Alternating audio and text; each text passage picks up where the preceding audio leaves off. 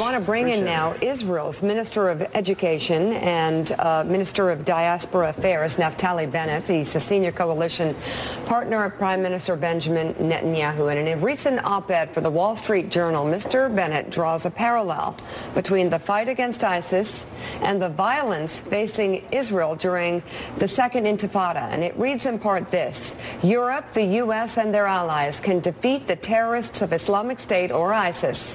The first step is making the decision to fight back. The next step is understanding that drones and standoff missiles will not be enough. Ground troops will be needed. To win, the world needs to go on the offensive. There is no other way. What Israel did in 2002 is a model for how terror can be defeated. Soldiers may be put in harm's way, but the number of civilian lives saved will be much higher. We succeeded because we understood that when fighting Islamic terror, there is no middle ground. There is no halfway solution. There is one path to victory, and that is taking the fight to the enemy. All right, a lot to talk about. Willie, I think that we probably should have the first question asked by Richard Haas, since they were speaking Hebrew for about 10 minutes. Yes, I think they were talking about the college football or us. Maybe us. Very impressive, Richard. By the way, impressive Hebrew, I may add. Thank you. Israel has a lot of experience, obviously, as you said in the article. And as Senator Graham said before, we need a partner on the ground in Syria.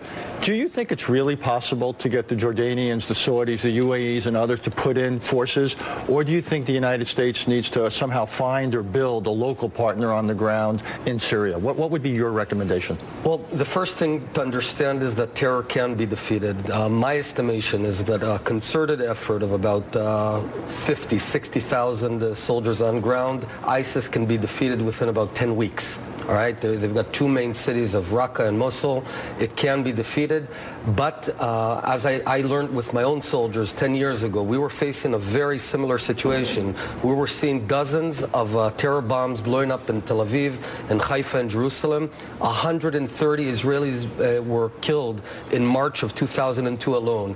We felt helpless. We thought there's nothing you can do, and then the government made the decision, and I entered with my own soldiers.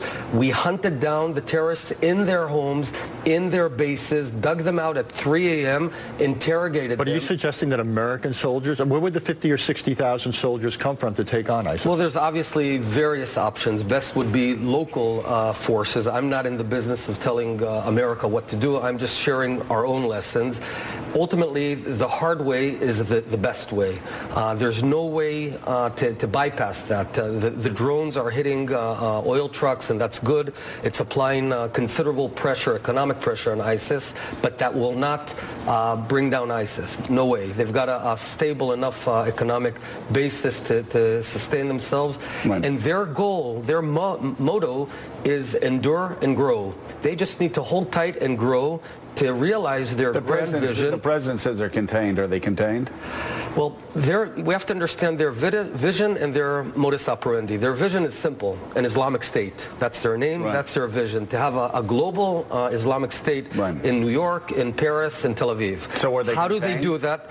But the issue is not of containment, because their goal is to hunker down when necessary, wait for the West to go down a bit on the pressure, and then grow.